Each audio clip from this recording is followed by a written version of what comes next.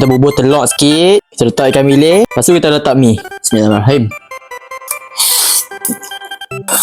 Mula-mula hampa panaskan ayam dulu. Bila dah mendidih, hampa boleh letak mi. Dan bila mi dah kembang, hampa boleh angkat letak tepi. Untuk mi ni kita nak bagi sikit dia punya pedas tu. Mula-mula hampa masukkan chili oil dengan seasoning sauce. Lepas tu hampa kacau bagi sebati. Bila dah menggelagak, hampa masukkan mi yang dah direbus. Lepas tu hampa kacau-kacau. Lepas tu hampa boleh tambah chili flake dan hampa kacau bagi sebati. Lepas tu siap. Untuk topping mi ni, kita guna yang dia bagi, iaitu ikan bilis sanggup. Nampak? Dia bagi pun memang banyak. Dan dah boleh makan. Ui, nampak?